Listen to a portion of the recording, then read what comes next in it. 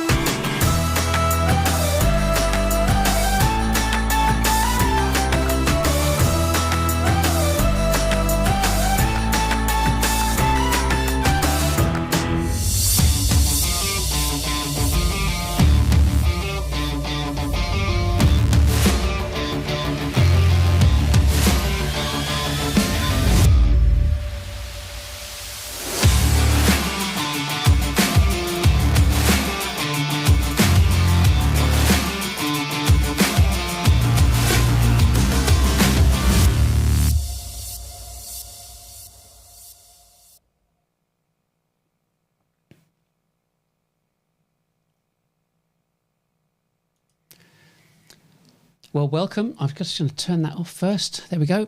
Welcome to the 9th live show. Thank you for joining me. Today, as I've promoted and talked about, this is a very, very live show. And the reason I say that is previous shows I have prepared kind of multiple slides, and it's been, I suppose it's been more like just a presentation more than anything else, yeah. And what I want to do, what I want to try and get across, is the logic of this, the ability of you being able to do this, and I suppose it's showing that there are two ways of driving this. One is very organised, very prepared, and the other is kind of on the fly.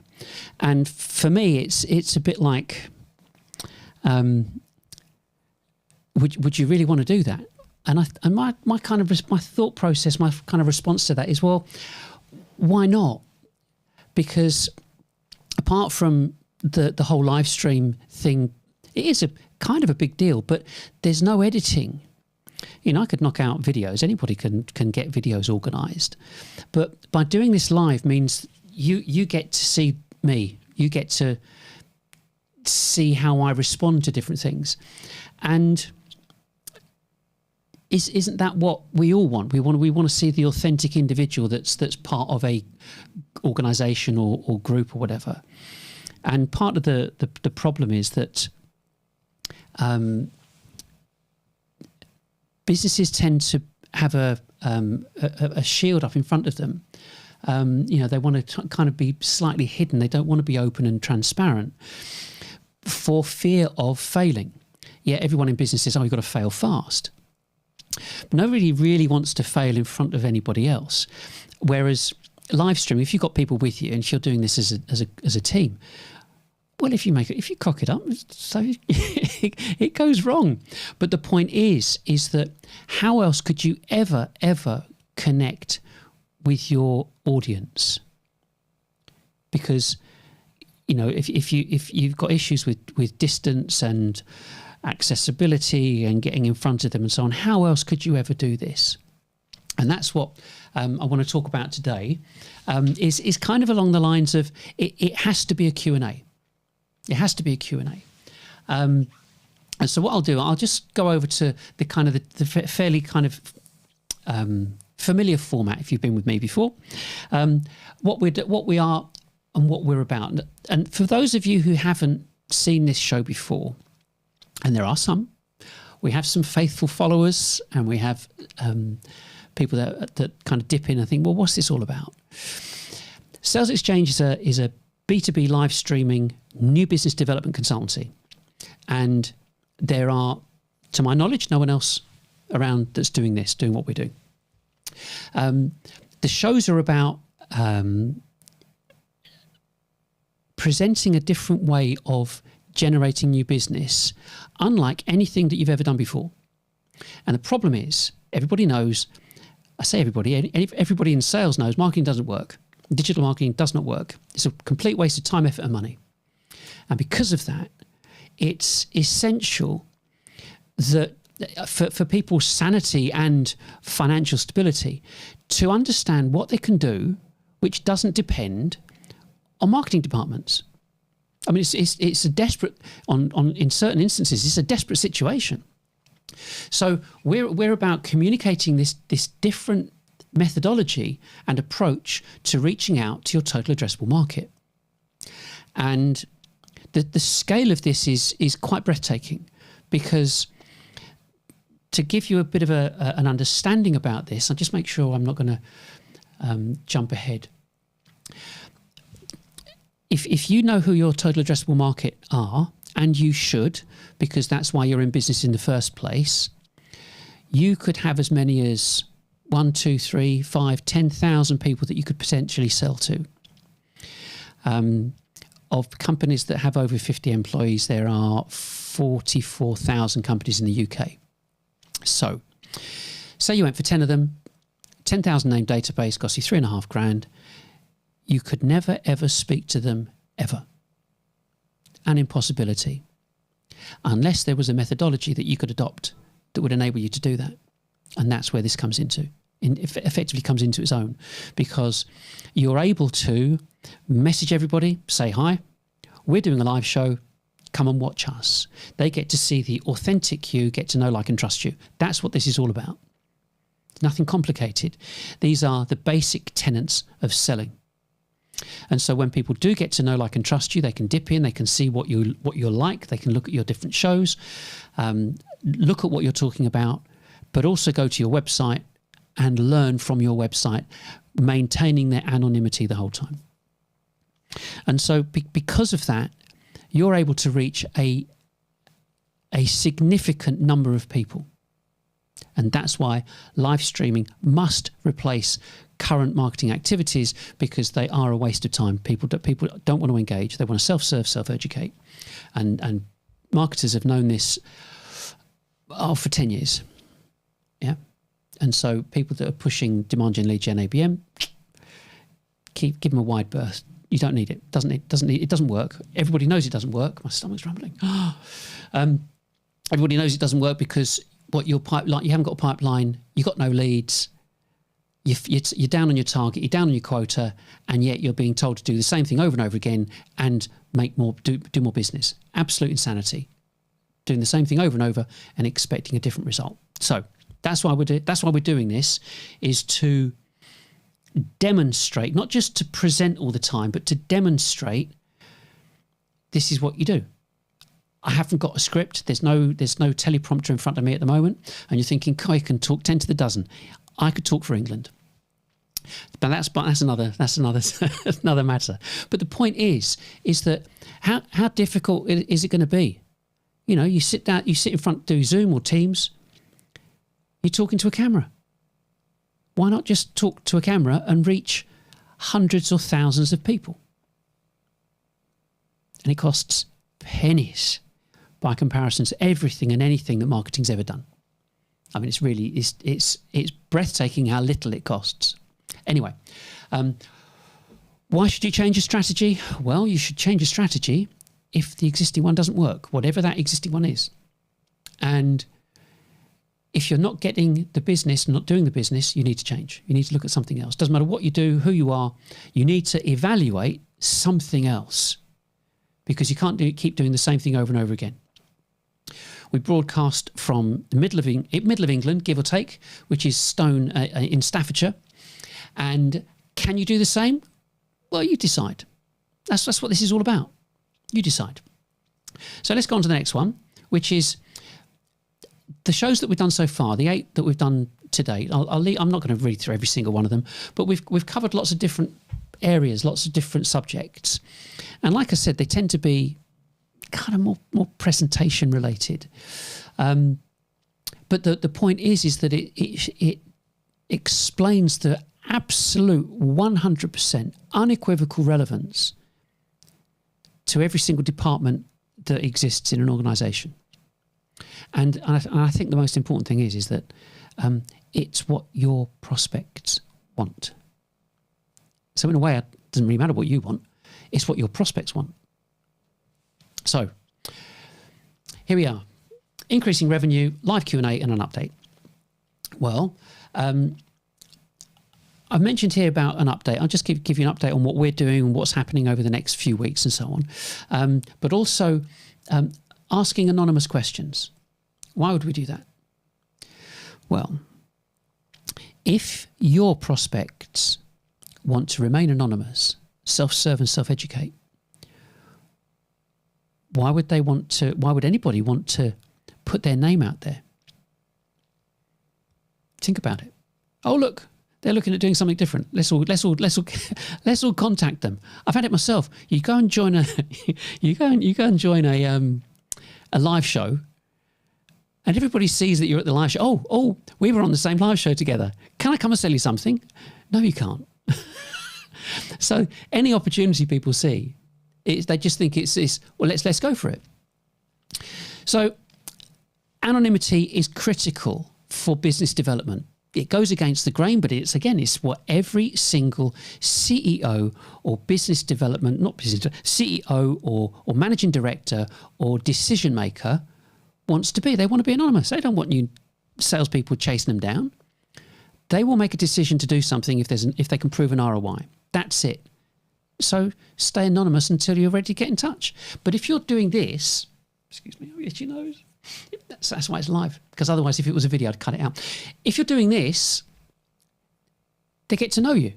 What would you do in an appointment? And that's the point. If you can deliver exactly how you would behave on an appointment, you've achieved it. And if you do something that, I'll come on to my numbers in a minute, you do something that people get to see on a regular basis, you can't touch this. You know that your BDRs can only get in touch with, can only ring 300 people a week and get in touch with and find one person that might be interested. So you're talking hundreds, thousands of people engaging with this. So it's scary good, yeah? So on to the next one, our live show, our Q&A. We've got you can contact me obviously on LinkedIn. You can, if you're watching this on LinkedIn at the moment, there's the comments, so you can put messages in the comments. That makes you visible. You can text us. I haven't got your number. I don't know who you are. It's just going to be a phone number. Text your message in, or you can email. Either way, whatever you do, I'm not going to contact you unless you ask me to, but I'm not going to contact you. So there's going to be no comeback whatsoever. And you will remain anonymous as far as all this is concerned. Our update. So if you're looking at this is kind of something that naturally anybody and everybody's going to keep a focus on. The live shows that we've done, so we've done eight live shows. We've had 565 people look at these live shows. Of our Social 444, which is our strategy of producing graphics, and as far as the graphics are concerned, the graphics promote the content. Okay. So we've had 797 people engage with us through that. Not the impressions. The impressions are like, I don't know, 10,000 impressions or whatever. But 797 people have liked or clicked or whatever.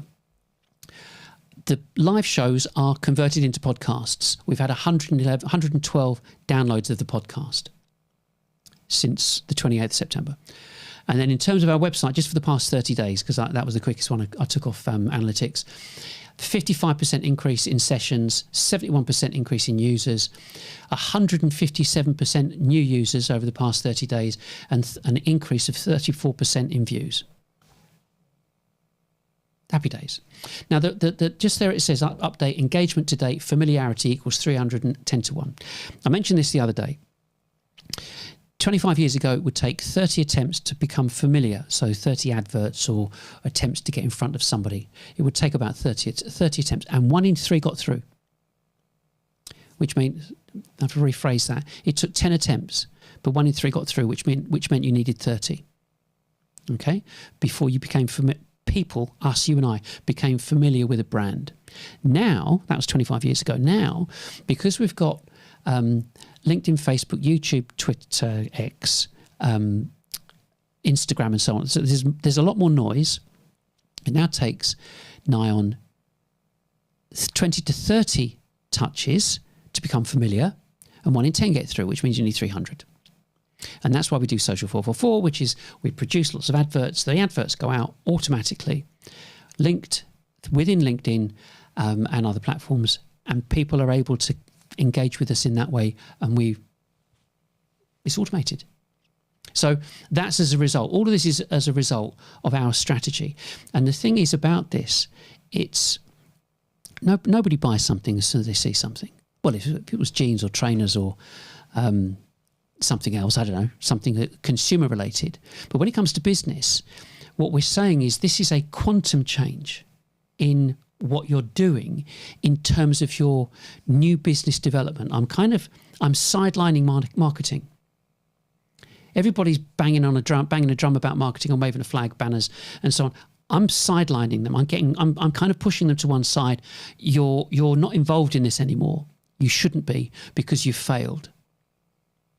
And so this is why doing something different takes a significant amount of time, because it needs to become kind of repetitive to an extent, but people need to see you on a regular basis. They need to see sales exchange and the branding and all that kind of stuff on a regular basis to gradually warm to it. So, and the same will apply to you, because you start doing this, you'll start reaching a new market. They're not going to just drop everything and come and buy from you. It takes time, but the key is for it not to cost a fortune. And that's what's been happening for the past 10, 20 years. Marketing has cost people tens, hundreds, millions to maintain this activity. And if people don't want to fill out forms and don't want to be found and want to remain anonymous, what a waste. So let's go on to the next one. Okay, well, the lines are open. Haha. Excuse me. So what I'll do is I'll go back to this view here. I will click on here. So there are the details.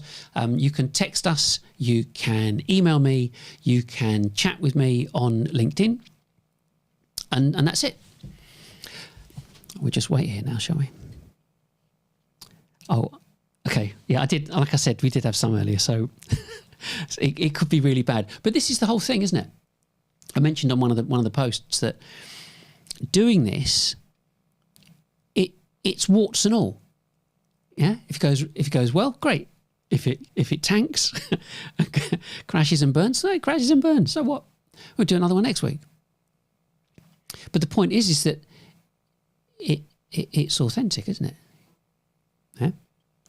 And people will either, you continue listening to someone, or you don't listen to someone. You think, well, that person is so boring, or actually that was kind of a bit upbeat. That was I could look at that. So let's just crack on with this first few that we got through. What are the biggest challenges a company will face by moving to live stream? Biggest challenges. I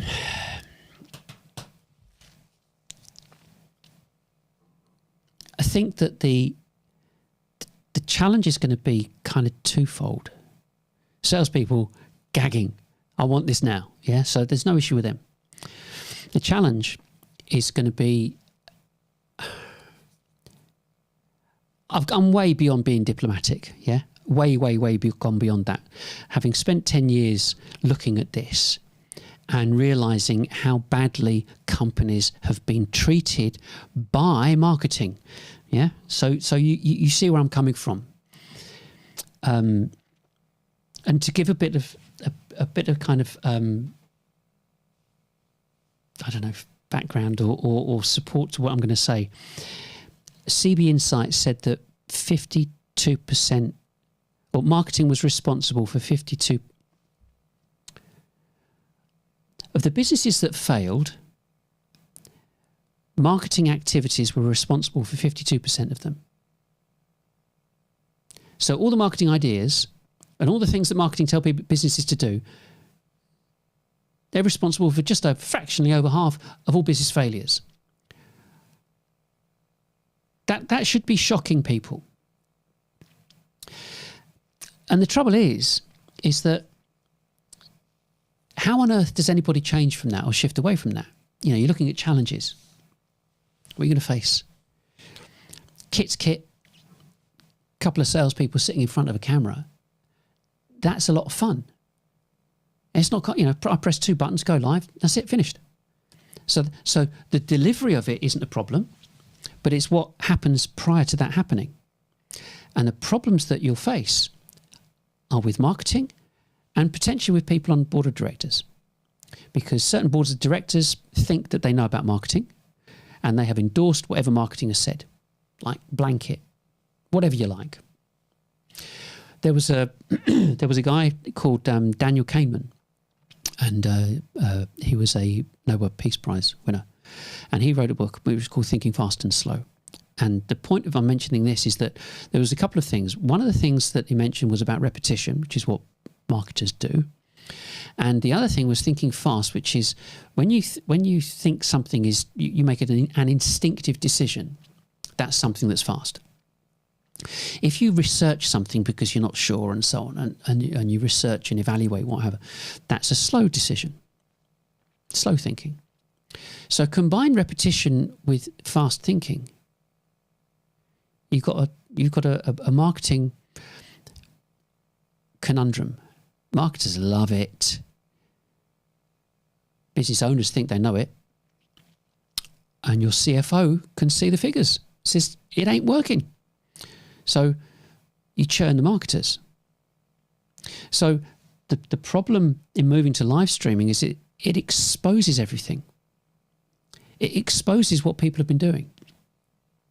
And you go, right, so it didn't work. In fact, actually, hang on a second, let's look at this. It's never worked. That's a bit of a bitter pill to swallow. So some people don't want to expose that. Some businesses might be very open and transparent and go, no, change now. Do this now. Do it parallel. We'll do whatever.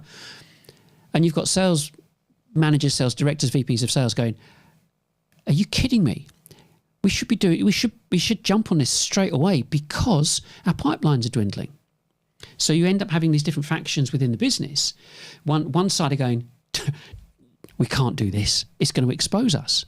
Because that group over there in marketing are salaried. They're not entrepreneurs. They're not responsible for deals, sales coming in. You are. Salespeople are. Your business owners are. So you're responsible for business coming in. They're not, but they're paid bonuses and KPIs, etc., etc. So they've got a great deal to lose because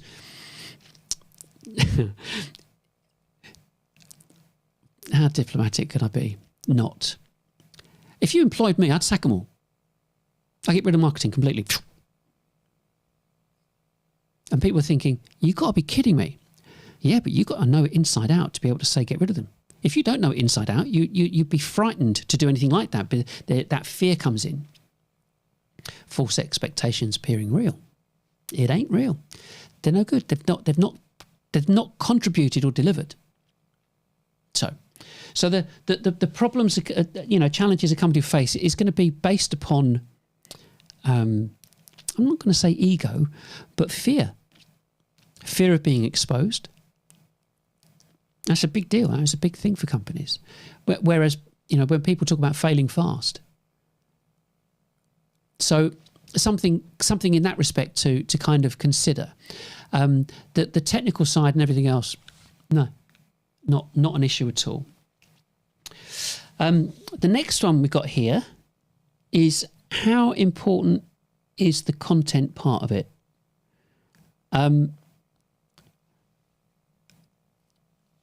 They've not been particularly specific about that, but I mean, in terms of there's different types of content. You've got the you've got the kind of the live content, and then you've got your website content, your static content.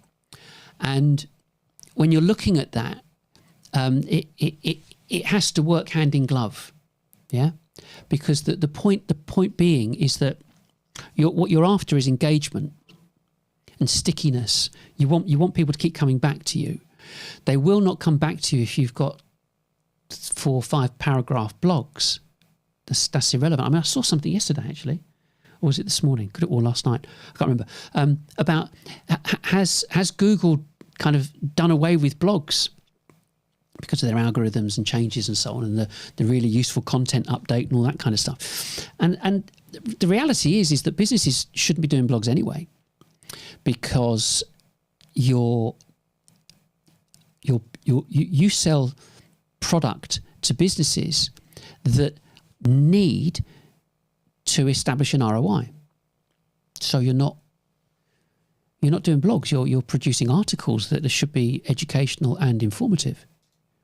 So if that's the case, then what you need to do is understand that you have to get your content structured in such a way that you're happy, really very happy for people to read it and engage with it. And if you think that, Google even say that your content should be between 2,000 and 6,000 words long.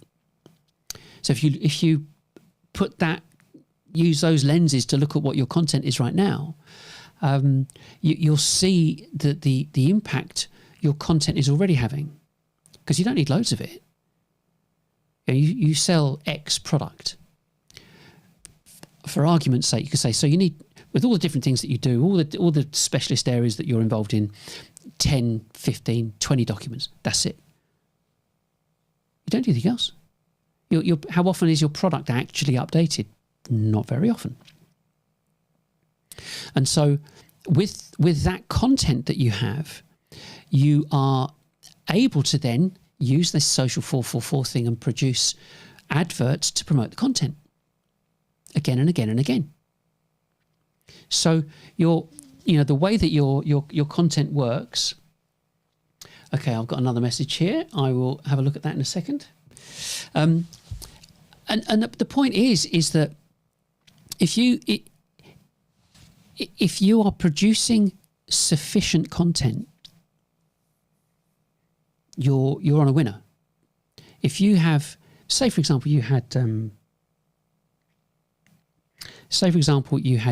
10 documents, 10 really good documents, like engaging. They've got an index list at the front. They've got bullet lists, number lists, graphics, infographics, links to videos, everything. Great call to action at the bottom if they need to. But it's a really useful, informative document. So that's a great document. Talk about it in a live show. I mean, I'm going to talk about show flow next week. I'll come on to that in a minute. But in terms of content, it is absolutely endless what you can do in terms of your show. But the important thing is that you must absolutely understand the content and who is writing the content. I mean, I can't tell you. It's for me, I just kind of see it's gone messy. Salespeople should be writing the content because they sell it. They know the questions they get asked. They know how people like to have things communicated to them. They should write the content. The salespeople thinking, I don't want to write content. Well, tough. Well, you can either do that or sit in front of the camera and become hosts. Yeah. But that's what this is about. It's about, in terms of content, what should it be like? What can you produce? What's the best thing to produce? And I kind of think that the more varied, the better. We'll come on to that later, but the more varied, the better. And there's stacks of it that you can talk about, like doing this. But if you're not talking about live streaming content, you're looking at other content. We did a live show about it. Just about different types of content and how to structure it. Okay, let's have a look at this this message here.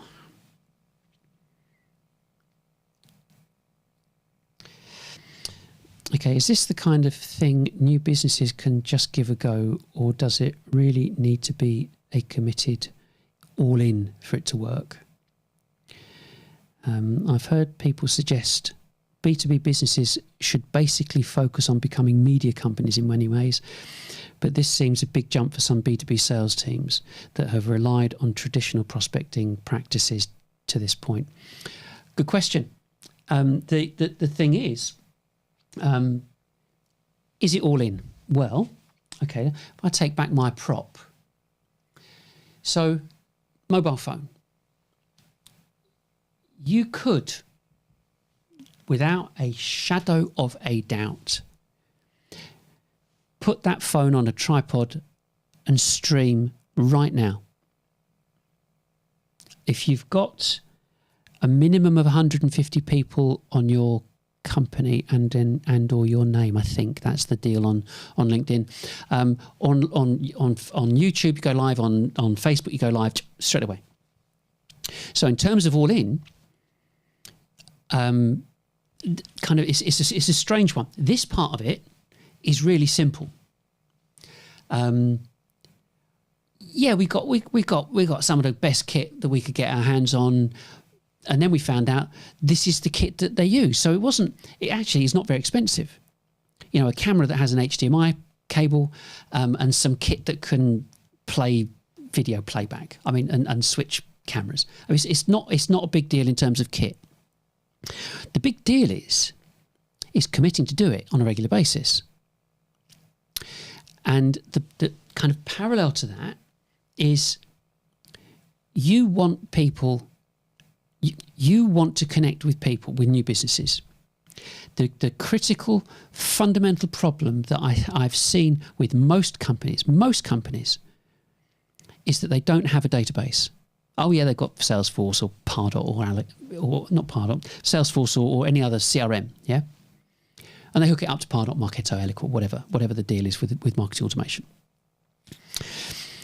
And they employ their BDRs to keep phoning up people to get the salespeople in touch with them for discovery calls, etc.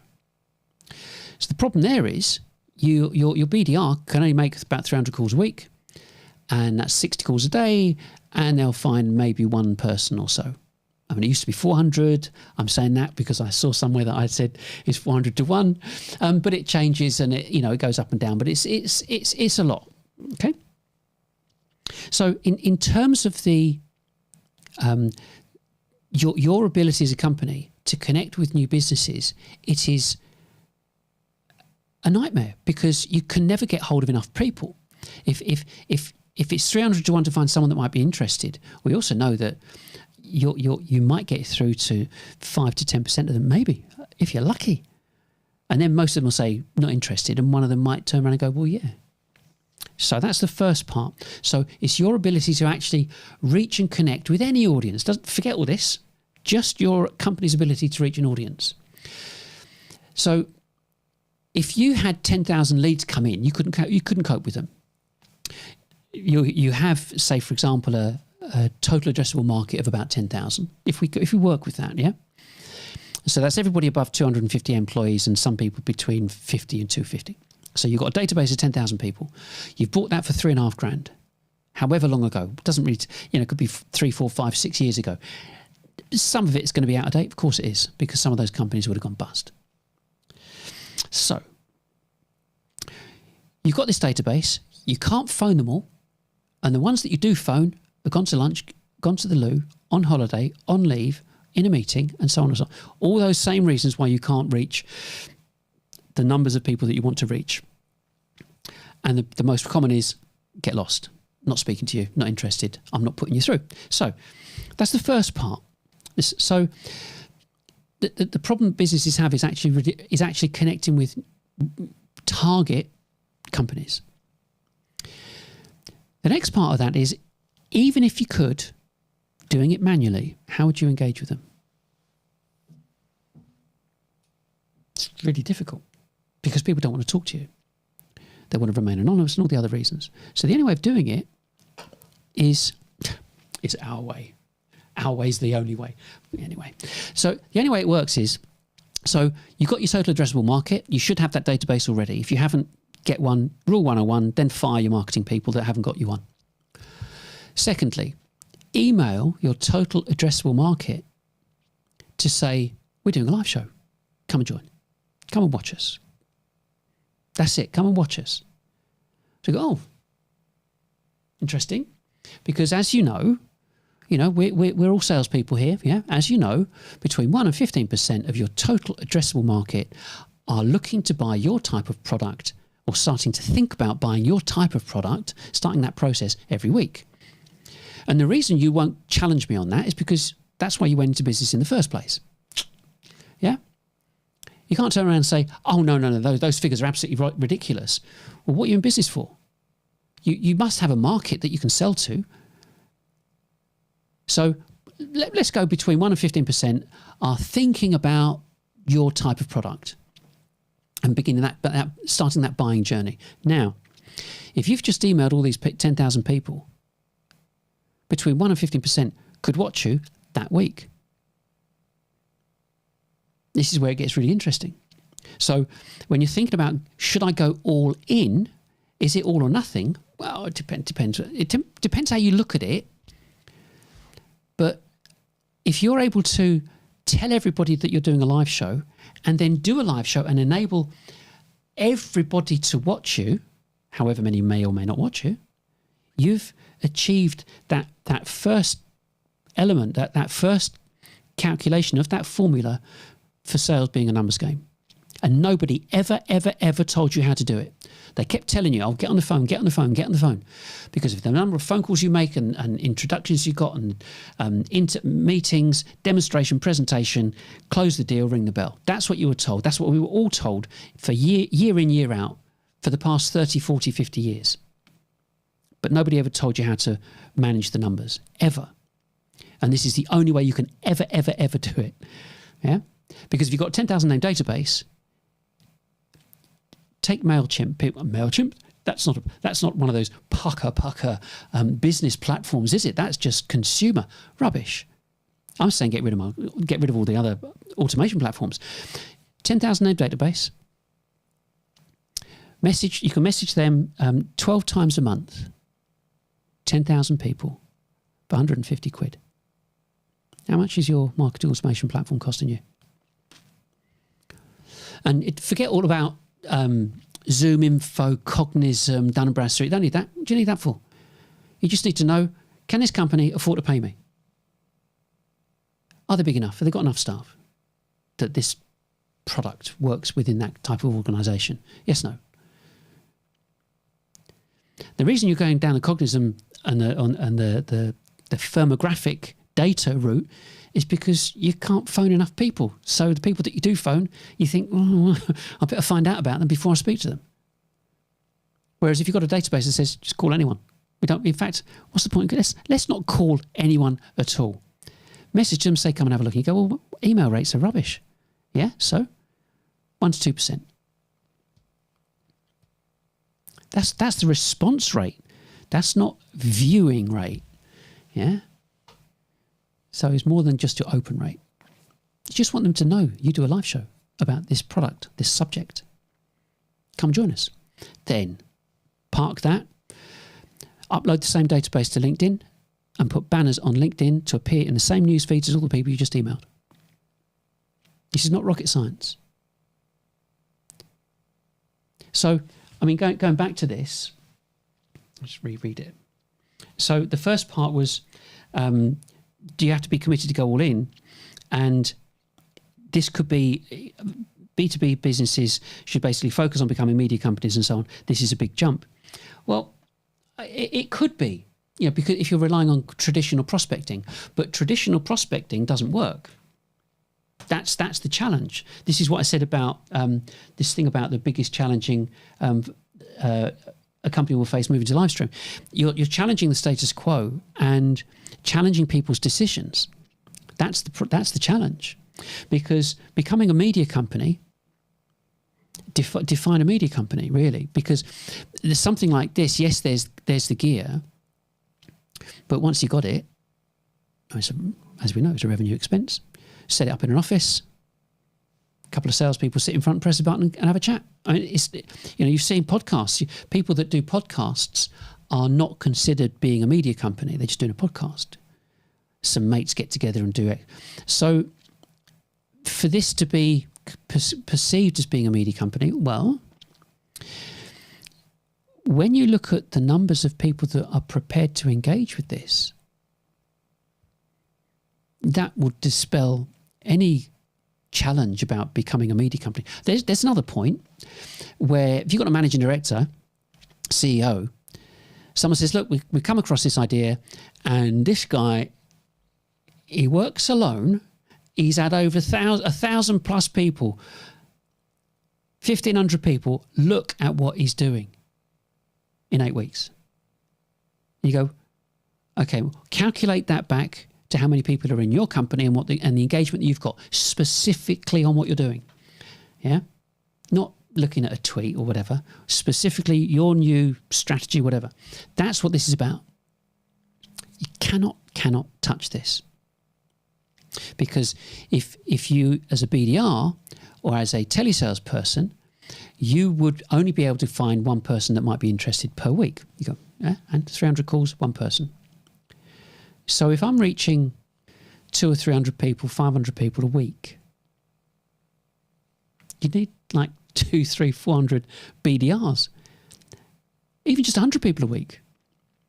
Every company in the world would be ecstatic selling B2B. It would be ecstatic. coming across 100 people that were interested in their product every week. And it's spectacular. So there's no, in terms of being a media company, if that's how it's perceived, so be it. But what you're doing at the moment doesn't work. You know it doesn't work. It needs to be something different. But the challenge is, I think when people think media company, they think, I don't know, GB News or an internet news company and stuff like that. And it's not. It's not that. It's just, these are the tools that have been around for a long time. They are free to use. So the fact that they're free to use is just exploit them. So I hope that's answered your question. It's not, for salespeople to have a bit of banter in front of a camera, and once they've got used to it and their nerves have settled down, if they have any, they shouldn't, because they're used to speaking to people. People do Zoom calls all the time. It's no different. Honestly, it's no different. I'll tell you that from personal experience. It's no different. Yeah. So let's have a look at another one. Glasses, eh? Does it have to be salespeople doing the show? We've got other members of the team who would like to get involved. Well, funnily enough, I'm doing a show next week about show flow. The sequences that you can have within the show. And the answer to that is absolutely anyone who's prepared who knows about the company. Get in front of the camera. And part of the way that my mind works is that you should be able to sell your product. Whoever's going to sit in front of the camera should be able to sell the product or sell the company. So that's kind of one part of it, and it's about being relaxed in front of the camera. And if there's a couple of people, then that's great. As far as other people getting involved, I actually think everybody should get involved. How do you expect a prospect to get to know, like, and trust you if they just see? I mean, I was going to wear a white shirt today. You don't know that you just don't know what it's like. There's no makeup, but wear a white shirt, wear a coloured shirt, wear a striped shirt, wear a patterned shirt. Can't wear a patterned shirt because it affects the camera. Anyway, so you get lots of different people on there because it is fun. This is great. I get to speak to however many people just by pressing a button. So you can have a show that talks about the latest deals, the latest problem, the latest release, the latest partner, the latest the changes here, what we did there, customer experience information, customer success information, case studies. If you liken this to a magazine, then that's what this is. It's a magazine show.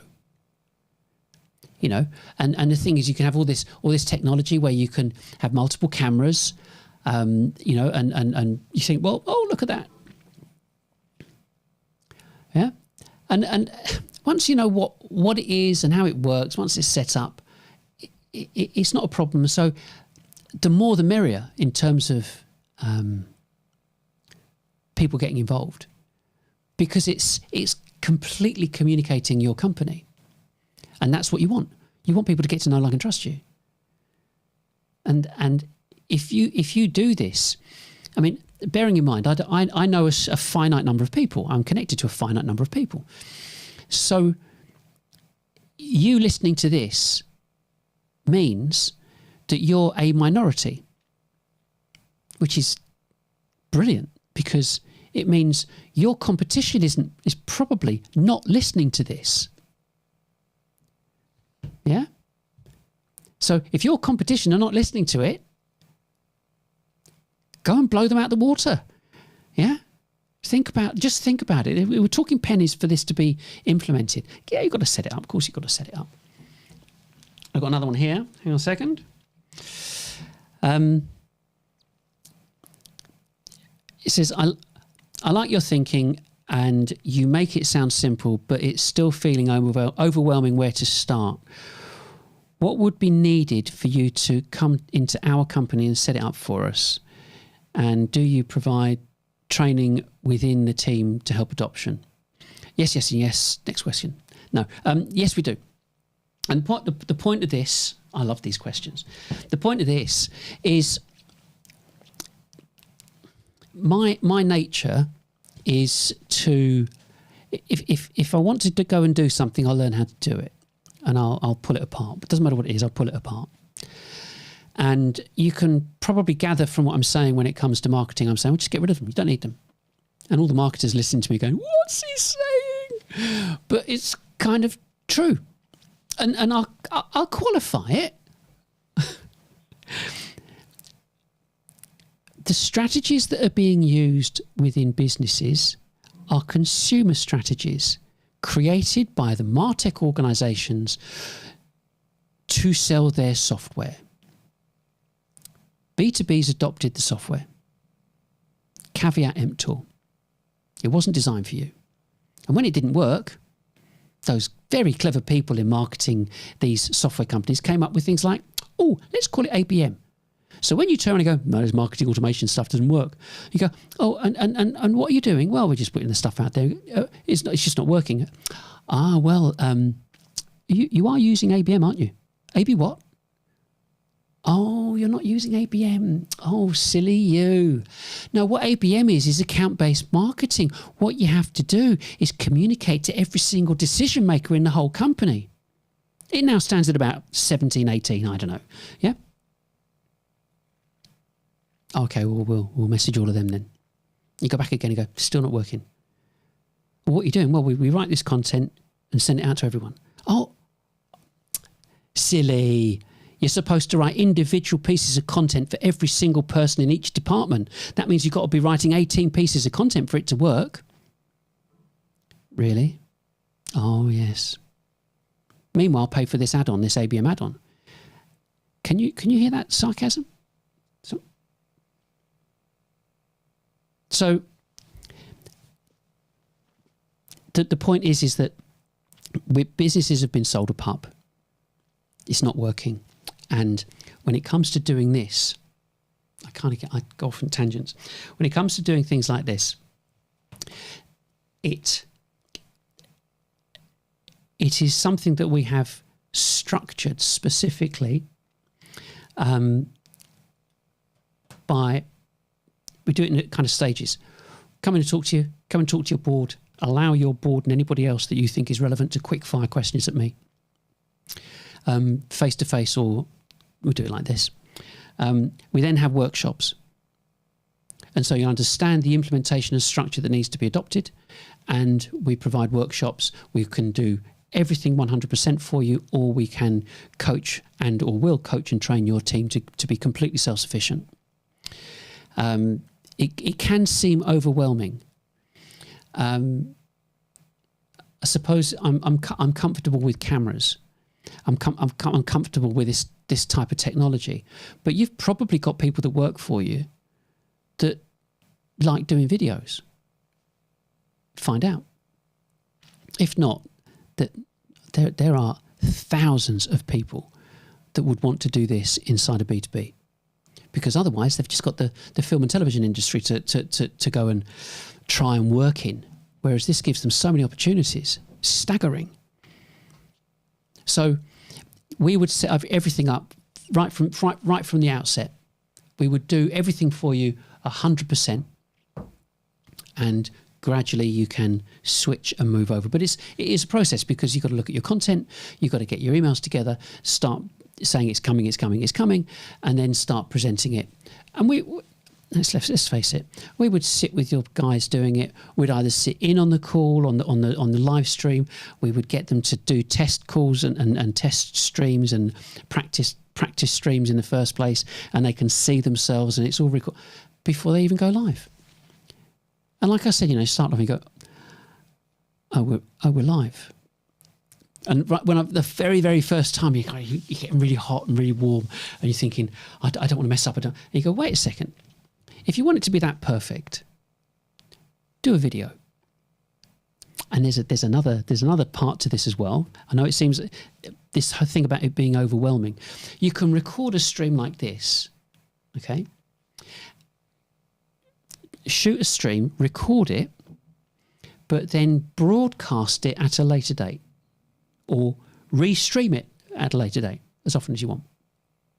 So you can go, I like that, I didn't like that, I want to adjust that, I don't like the way, we have 3 people sitting there, what we're going to do is, you should have got cut to them earlier. And you could edit these cuts afterwards before you push it out to be streamed. There's lots of ways to skin this cat. So it shouldn't be overwhelming, because the salespeople are not being told, and shouldn't be told, you have to learn all this gear. That's wrong. I wouldn't advocate that, because I want them selling in front of the camera. This is all about engaging with prospects and getting to the point of saying to a prospect, look, message us, talk to us. I mean, we've had, a couple of messages come through already. Talk to us. And having other people involved in the sales team going, got a message here, I'll speak to them. So from the sales team's perspective, they just have to talk about what they're good at. That's it. Setting this stuff up, well, once it's set up and someone knows how it all plugs together, like I said, you press 2. Okay, there's 14 switches to turn on. Press 2 buttons, you're away. And that is it. And you'll have techie people that would want to adopt this and would be up for this. So I don't think and then you've got to contrast that against what you're doing at the moment. You've got graphic designers, this done, and this person, and demand gen, and this person, and that person. You've got 5, 10, 15 people in marketing. What are they doing? Nothing. So if you kind of, best case scenario, they all went out and learned how to do this and made themselves really useful. Great. Or they might want to leave and go, because they don't want to do it, because they haven't researched or done any work for the past 10 years. So let them go and get people in that would want to do it. But the critical thing here is the delivery of this must be done by people that understand your product. Forget the kit. I don't want salespeople worrying about the kit. Unless, of course, they want to do it, which makes them even more valuable. And the thing is even if you've got, you don't have to have a studio. You could have a salesperson at home with a green screen or doing whatever, and they could be driving this from home.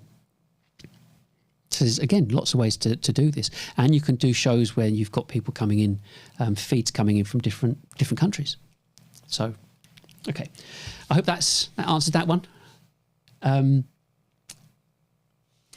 Do you see live streaming completely replacing all of our marketing function? I think I've answered that one. Kind of. Back in the day, some people will remember this. Marketing used to do business cards, and they used to do brochures and mail shots. That was it. And predominantly those people were the graphic designers that did that for you. So digital came in, and marketing basically hijacked the sales process, which is where we are now. Sales process, that's the operative word. Selling, sales, yeah? Not marketing. Nobody makes any money. Nobody buys something because of marketing. They buy something because of sales. Because of sales people. So marketing to an extent, they become irrelevant. Because what we're saying is, well, you've done all that. You've had 20 years doing what you're doing. It's not worked. Oh, they'll argue. Bring it on. Just look at the numbers. Average income per person per annum for businesses in the UK is 120 grand. That's it. You have to fully understand what I just said. The average income per person per annum is 120 grand turnover. So if you're paying someone 70 grand,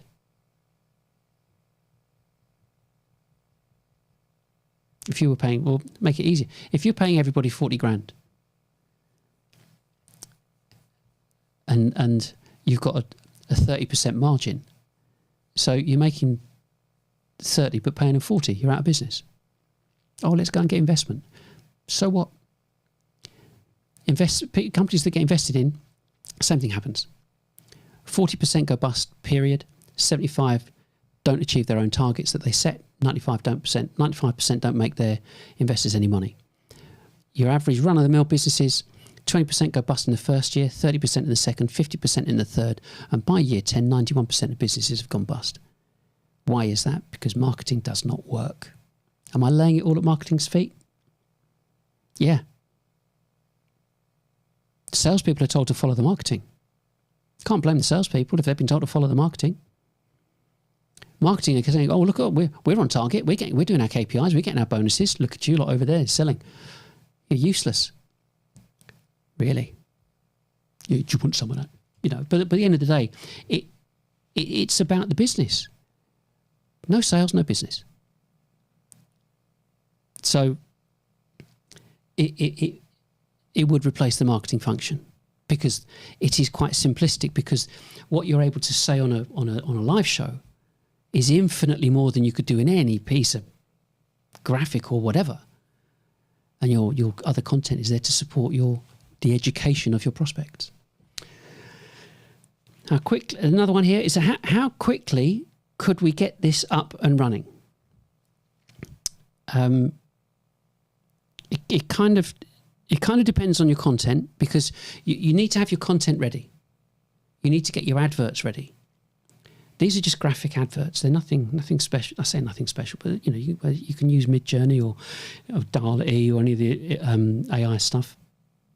But you're producing just simple graphic ads with links to your content. So your content needs to be right. Your graphics need to be right. And while it's in my head at the minute, and it means you don't have to do the pay-per-click, because you're not worried about SEO. Because SEO is only valid if Google chooses to index your content. If it doesn't choose to index your content, your efforts are a waste of time. Therefore, you write your content, produce your content, advertise your own content, happy days. Okay? So how long would it take? Depends on your type of company, the type of a number of products that you have. However, a few months, I would say, is best thing, because you can do this in parallel. I wouldn't suggest straight off, nobody would do it anyway, but you wouldn't just go all in and stop everything and start this again, because there will be things that are already in place. So it wouldn't take that long.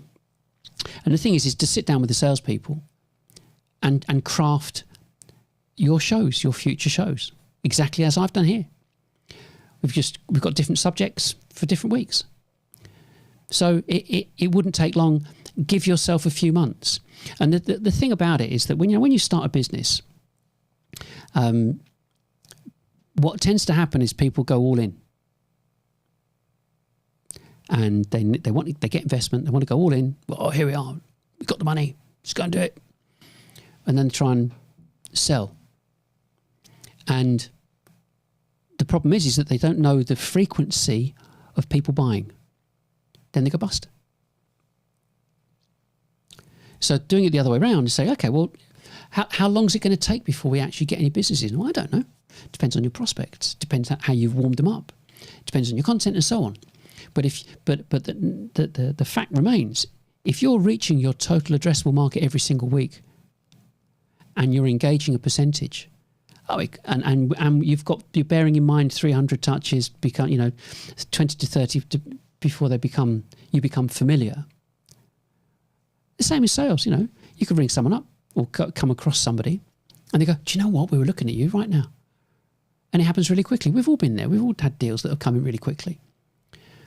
But the bottom line is that if you can captivate your audience and capture your total addressable market, it means your competition aren't.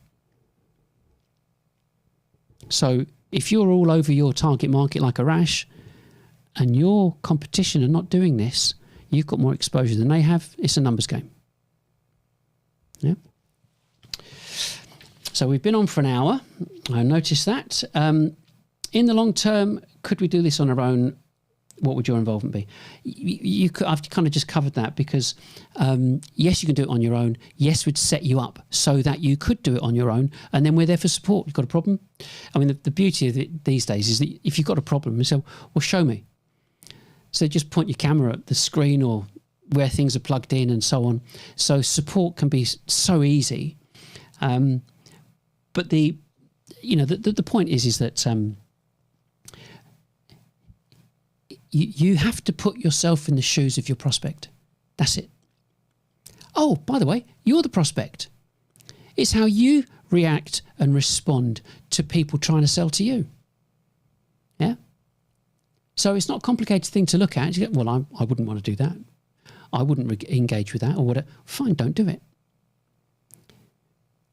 So the important thing is that you be the prospect. And if you don't know what they want, what they really want, it's not a song. Get your salespeople to ask your prospects when they are going out, what would you like to see? What would you like to have seen? Even existing customers. Research them, find out, and then go and do it. But the point is that ongoing costs for this, you've got one off for the kit, one off for the database. You've got negligible, like 150, 200 quid for a bit of SaaS for streaming and for email. The only thing left is some costs to put some banner adverts out to get people to follow you or to look at, the people that you're emailing the people and you're putting banner ads on their news feeds. So your marketing budget has just been completely demolished. Of course, it sounds too good to be true. But I didn't get where I am today. But I've been doing this. I mean, I've been selling since 1984. So I've been there. I've got the T-shirts. Yeah, I've walked the streets in. That doesn't sound right. I cold called in the rain, sleet, and snow in the West End. Cold called. Done all of it. The most people I employed was 40 people. Didn't like it. Don't like employing lots of people, managing lots of people. It's just, yeah. So this has come out of a quest. This is the culmination of almost a lifetime in selling and being forced into marketing because I thought, well, why isn't selling working? So I did it. You don't have to. This is it. This is the solution. This is the solution everybody wants. I mean, I would put up the Rogers technology curve, the innovators, early adopters, early and late majority and so on. But that's where we're at. I mean, this is like the Wild West now. This is like the gold rush. So, you made a big deal about anonymity. Well, yeah, I know that, and it's when you understand, marketing people go, well, you're making this big deal about anonymity. Go and ask a managing director. Ask your boss what he thinks. Not your marketing boss, your CEO. Does he speak to anybody? Does he allow any calls through? Will he respond to emails? Will he respond to phone calls? And the answer is no, no, no, no, no. That's why he employs all these other people. Keep people like you, salespeople, away from them. They've got bigger and better and more important things to do than speak to salespeople who want to come and tell him how to run his company or her company. So anonymity is paramount. And that's why if you can demonstrate, we're not going to call you. Don't need to. I mean, when you start looking at numbers and ratios of people, you might need less. You most definitely will need less people. So not only have you decimated your marketing budget, you're going to reduce the numbers of people that you're employing in the first place, but reaching infinitely more people anyway. And there's a final one here.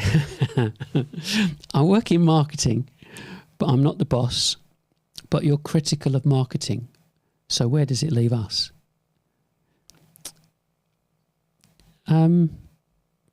That's a difficult one, isn't it?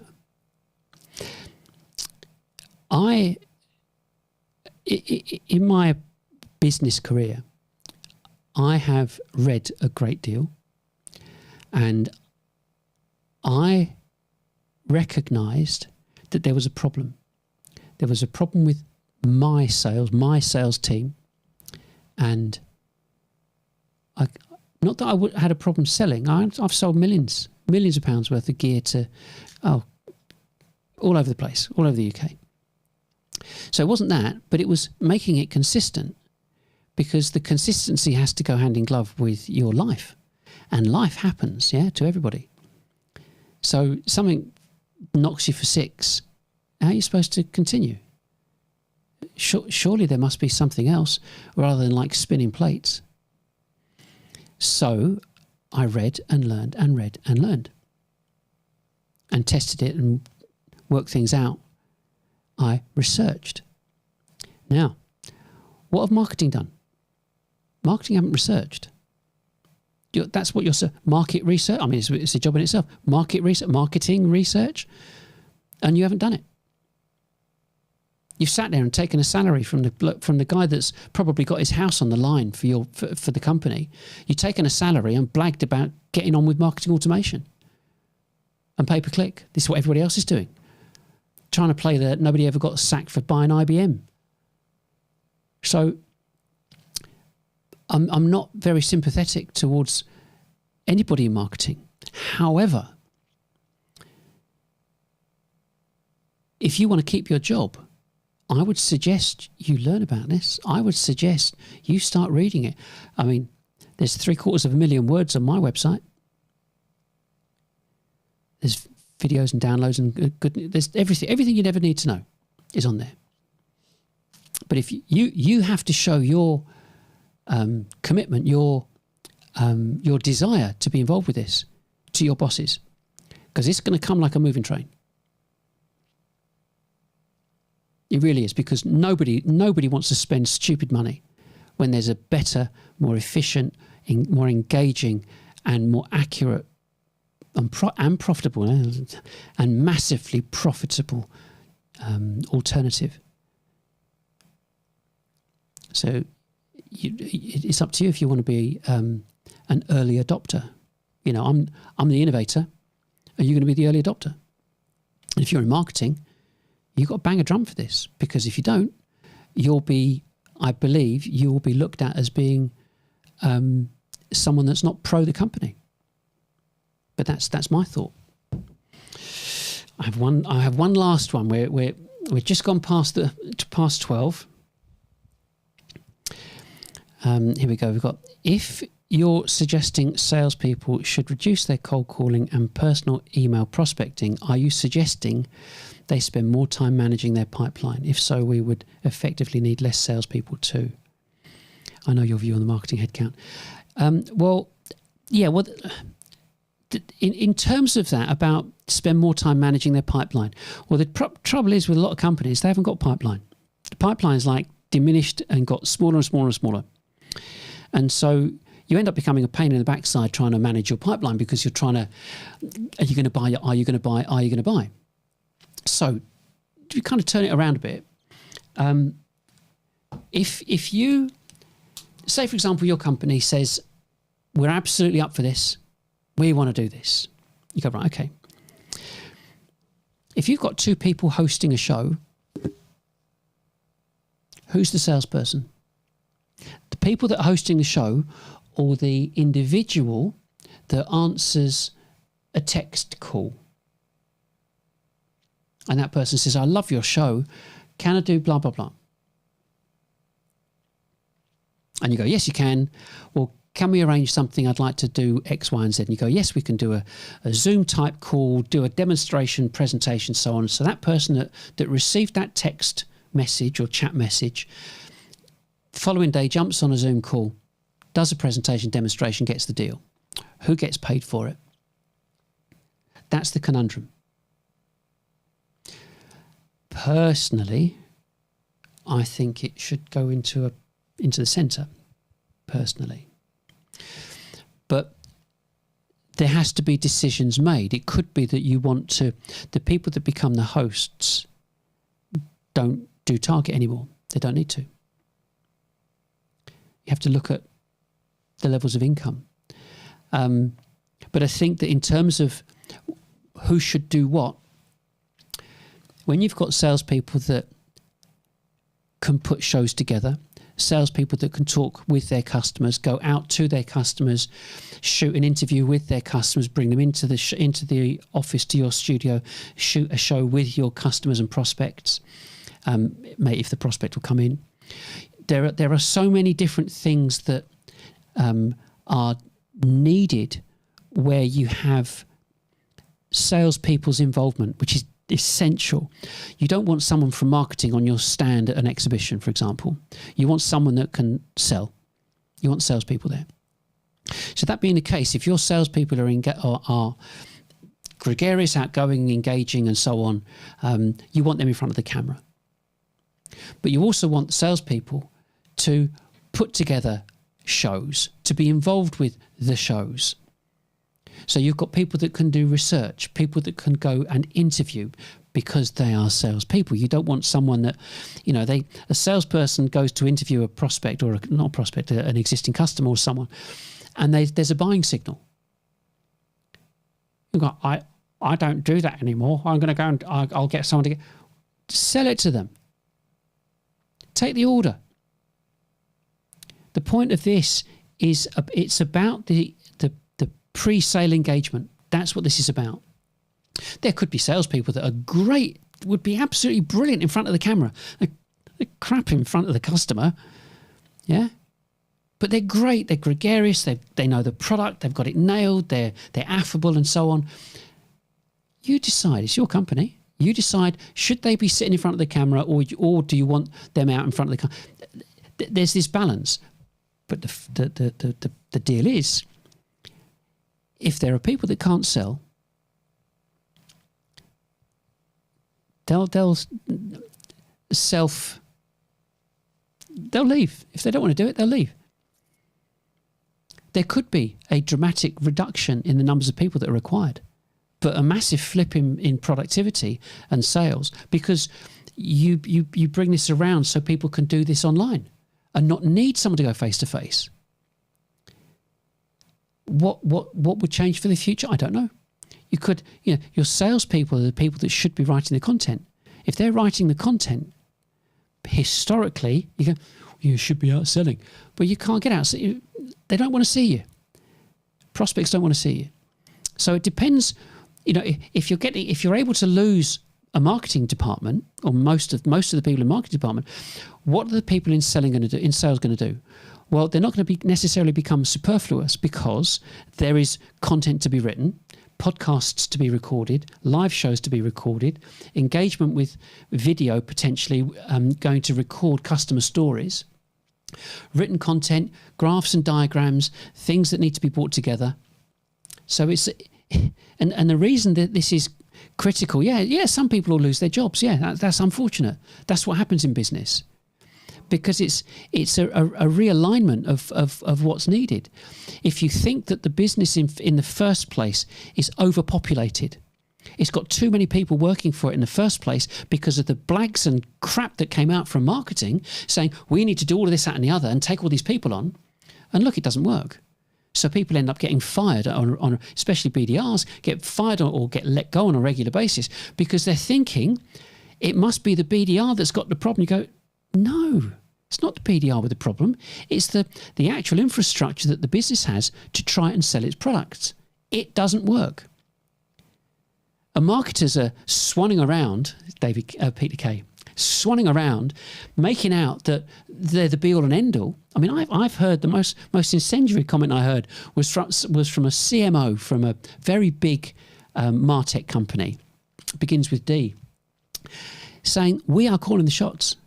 As marketers, we're calling the shots.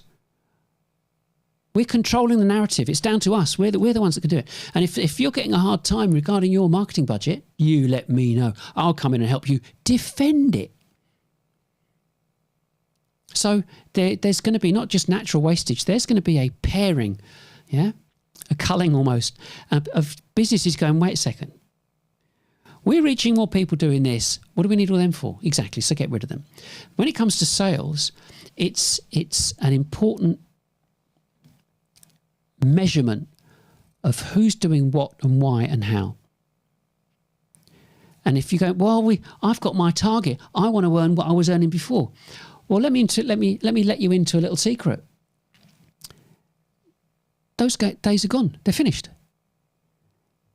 You might want to be paid on target on what you are doing as an individual, but we've just proven and spent an hour and a half, whatever, saying it doesn't work because nobody wants to talk to you.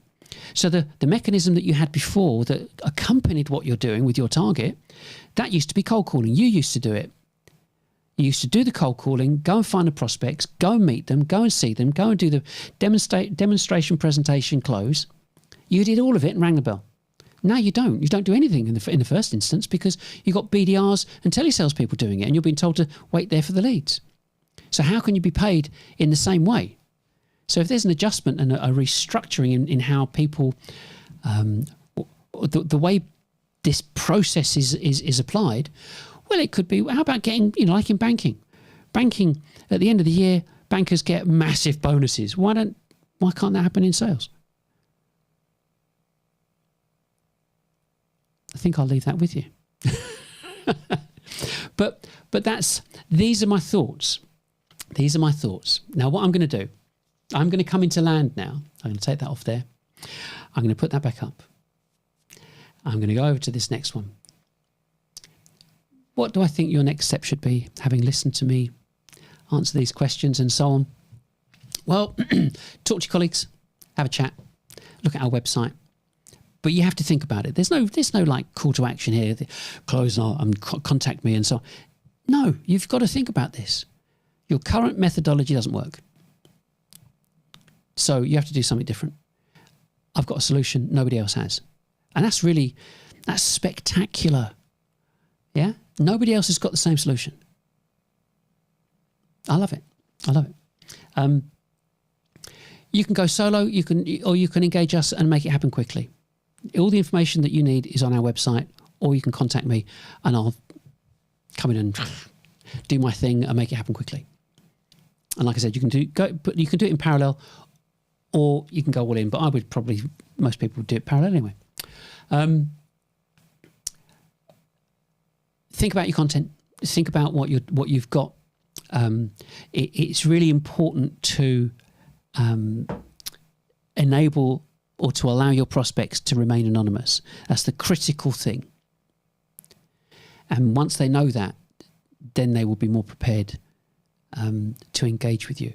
And like it says there, don't keep throwing good money after bad. Yeah, put a moratorium on any marketing spend. I'm sure every CFO would welcome that. And that's it. Next week's show flow time. How to put a show together. Whether you've got adverts or different segments, how you move from segment to segment, all that kind of stuff, and the different kind of technologies that we use, that you've seen us use, and that's it. I mean, I think that I think the most important thing for you to know is that once you see this and understand this is not complicated to use.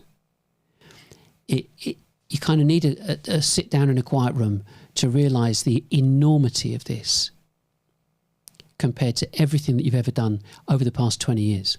Nothing touches it. It's scary good. So that's it. That's it from me. I have to look away before I... No, I don't. I think I've got it on here. I have a button on here, which I press. So this is what I'm saying. Anybody could do this. I've got a button for camera 1, a button for camera 2. I've got a lower third, which is my name, and that comes up, and that stays on there for a little while. This is all like macro buttons, and then it will sweep off to the right or left, and then that's it. That's all you need to do. I'm sure anybody can do that.